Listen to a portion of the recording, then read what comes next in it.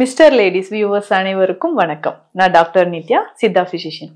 சிறுநீரக பாதுகாப்பு. கோடை காலத்துல சிறுநீரகங்களை பாதுகாக்க என்ன செய்யலாம்? ஏற்கனவே சிறுநீரகத்துல கொஞ்சம் பிரச்சனை இருக்கு, இல்ல எனக்கு சிறுநீரகங்கள் இந்த சம்மர் டைம் வந்தாலேங்க யூரின் ப்ராப்ளம் வந்துடும். ஒன்னு யூரினரி ட்ராக் இன்ஃபெக்ஷன் வரும், இந்த நீர் கடுப்பு அப்படின்னு சொல்லக்கூடிய விஷயம் வரும், இல்ல அடிவயிற்றுல ரொம்ப பெயின் இருக்கிற மாதிரியோ, இல்ல ரீனல் கால்குலை அப்படின்னு சொல்லக்கூடிய சிறுநீரக கற்கள் ஏற்படுறதோ வந்துடும் சொல்லிட்டு ஒரு சிலர் இருப்போம். இந்த மாதிரி நம்ம கோடை காலங்கள்ல சிறுநீரகங்களை எப்படி பாதுகாக்கலாம், பாதுகாக்கக்கூடிய முறைகள் என்னென்ன, எந்த மாதிரியான மருந்துகள் ரொம்ப சிம்பிளா நம்ம ஃபாலோ பண்ணலான்றத தெரிஞ்சுக்கலாம். பொதுவாக சிறுநீரகங்கள்ல பாதிப்பு இருக்கும்போது நமக்கு முதல்ல சிம்டம்ஸ் எதுல காட்டுனா யூரின்ல தான். யூரின் போகும்போது ரொம்ப நமக்கு வலி, அடி வயிற்றுல ஒரு பெயின் இருந்துகிட்டே இருக்கா, ஒரு எரிச்சலோட ஒரு பர்னிங் சென்சேஷனோட யூரின் போகும்போது நமக்கு இருக்கா அப்படின்னு நம்ம தெரிஞ்சுக்கணும்.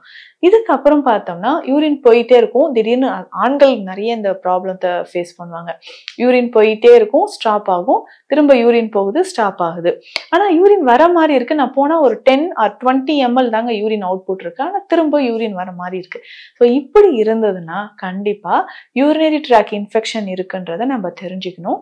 நிறைய ஆண்கள் இன்னொரு விஷயம் என்ன ஃபேஸ் பண்றாங்கன்னா, அந்த பிளாடர்ல இருந்து யூரின் வெளியில வரக்கூடிய பாதையில் அடைப்பு.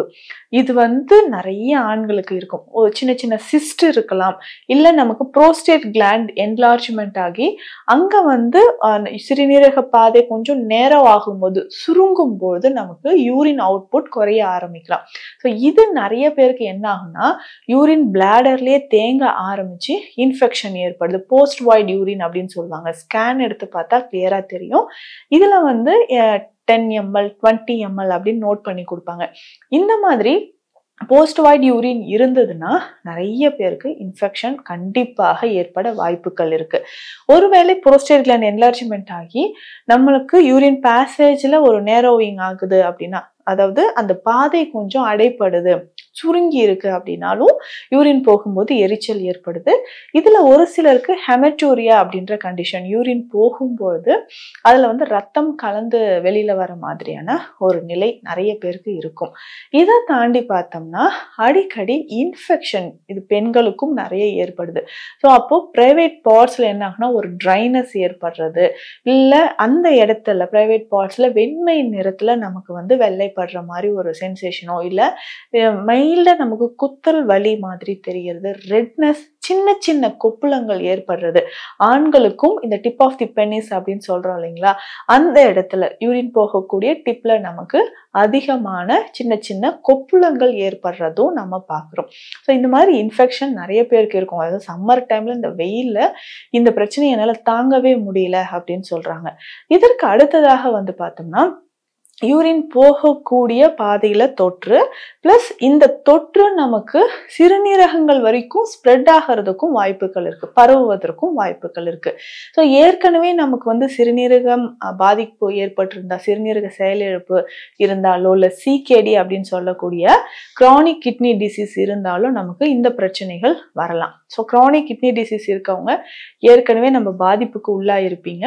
ஸோ அதற்கு ஏற்ற மாதிரி தண்ணீர் ரொம்ப குறைவான அளவு தான் இப்போ தண்ணீர் குடிச்சிட்டு இருப்பீங்க அந்த கிரானிக் கிட்னி டிசீஸ் இருக்கவங்க.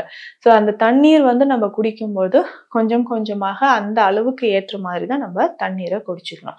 ஸோ தொடர்ந்து அந்த தண்ணீர் குடிக்கக்கூடிய அளவு 1 லிட்டர் அளவுக்கு தான் நம்ம குடிக்கணும் ஒரு நாளைக்கு. அப்போ சம்மர் கோடை காலங்களில் எந்த மாதிரி குடிக்கலாம்?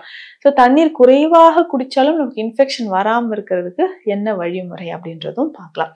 பொதுவாக நம்ம கிட்னியை பொறுத்த வரைக்கும் கோடை காலங்கள்ல நார்மலா, அதாவது சிறுநீரக செயலிழப்பு இல்லாதவங்க எந்த மாதிரி உணவு முறைகள் எடுத்தா சிறுநீரகங்களுக்கு நல்லது, இதை நம்ம தெரிஞ்சுக்கணும். பொதுவாக பார்த்தோம்னா சிறுநீரகங்களை பொறுத்த வரைக்கும் கொஞ்சமாக நம்ம குடிக்கக்கூடிய தண்ணீரோட அளவை நம்ம கரெக்டா மெயின்டைன் பண்ணிக்கணும். இதற்கு அடுத்தது பார்த்தோம்னா தினந்தோறும் நம்ம சாப்பிடக்கூடிய உணவு முறைகள்ல நீர்ச்சத்து நிறைந்த காய்கறிகளை நம்ம பயன்படுத்தணும். இதுல முக்கியமாக பார்த்தோம்னா வெள்ளை பூசணி, சுரைக்காய், புடலங்காய் ரொம்ப ரொம்ப முக்கியமானது. ஸோ இந்த காய்கறிகள் நீர்ச்சத்து இருக்கக்கூடிய காய்கறிகள். இதனோட தர்பூசணி, முலாம்பழம். ஸோ இந்த மாதிரி நீர்ச்சத்து இருக்கக்கூடிய பழ வகைகள் நம்ம எடுத்துக்கணும். அடிக்கடி இடையில கொஞ்சம் கொஞ்சமாக ஃப்ரூட் ஜூசஸ் குடிக்கிறது ரொம்ப நல்லது. அடுத்து முக்கியமாக சிறுநீரகங்களை பாதுகாக்க நம்ம என்ன பண்ணலாம்? நீர் ஆகாரம் ரொம்ப முக்கியம். ஸோ காலையில எந்திரிச்சோடனே ஒரு 200-300 ml அளவுக்கு நீர் ஆகாரம் குடிச்சிடணும். இந்த நீர் ஆகாரத்துல ஒரு மூலிகையை சேர்த்து குடிச்சா சிறுநீரகங்களுக்கு நல்லது அப்படின்னு பார்த்தோம்னா இதுதான் சிறுபீளை சூரணம் அப்படின்னு சொல்லுவோம். இந்த சிறுபீளை இந்த பூளை பூ அப்படின்னு சொல்லுவாங்க இல்லையா, காப்பு கட்டுறதுக்கெல்லாம் இதை பயன்படுத்துறோம். இந்த மூலிகையை பயன்படுத்தி செய்யக்கூடிய சூரணம் இது நீர் ஆகாரத்துல கொஞ்சமா ஒரு 2-3 கிராம் அளவுக்கு அதை அப்படியே கலந்துடணும். 200 ml அளவுக்கு நம்ம நீர் ஆகாரம் குடிக்கிறோம்னா அப்போ இந்த சிறுபீளை சூரணத்தை அந்த நீர் ஆகாரத்துல கலந்து தினமும் காலையில பருகிக்கிட்டே வந்தோம்னா சிறுநீரக பாதை தொற்று, சிறுநீரக எரிச்சல், நீர்க்கடுப்பு, சர்க்கரை நோயாளிகளுக்கு அடிக்கடி வரக்கூடிய யூரினரி ட்ராக் இன்ஃபெக்ஷன், வெள்ளைப்படுதல் பிரச்சனை, சிறுநீரகங்களுக்கு இது ரொம்ப நல்லதுன்னு சொல்லலாம். சிலருக்கு சிறுநீரக பாதிப்புனால நமக்கு யூரிக் ஆசிட் பிரச்சனையும் அதிகமா இருக்கும். அப்போ இந்த யூரிக் ஆசிட் லெவல் குறையறதுக்கும் இந்த சிறுபீளை சூரணம் நமக்கு பயன்படுது.